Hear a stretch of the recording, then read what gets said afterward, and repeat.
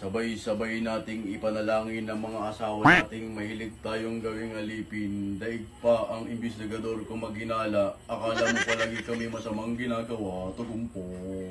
Mga kapal ang inyong mukha, palagi na lang kayong tama.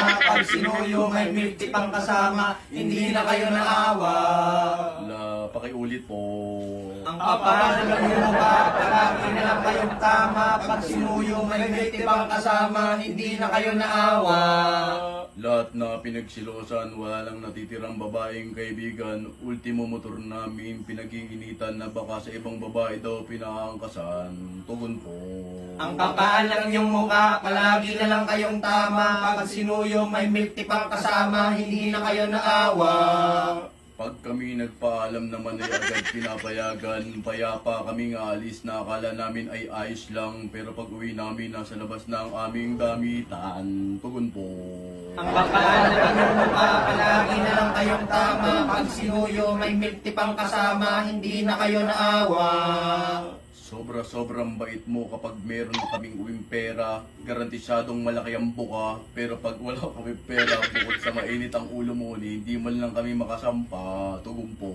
Ang kapal ng inyong mukha, palagi na lang kayong tama. Pag sinuyo may milk tea pang kasama, hindi na kayo naawa.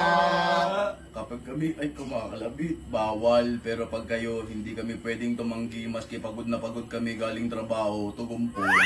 Ang kapal ng inyong mukha, palagi na lang kayong tama. Pag sinuyo may milk tea pang kasama, hindi kayo naawa. Ang hilig niyong manakit, palagi niyo kaming pinapalayas, maski kami naman ang nagbabayad ng upa ng bahay. Tugon po. Ang kapal ng inyong mukha, palagi na lang kayong tama. Pag sinuyo may milk tea pang kasama, hindi na kayo naawa. Hindi. Hinihiling namin ang inyong pagbabago. Kami ay nagsusumamo. Babait, babait, babait. Tugon po. Babait, babait, babait. Babait, babait, babait.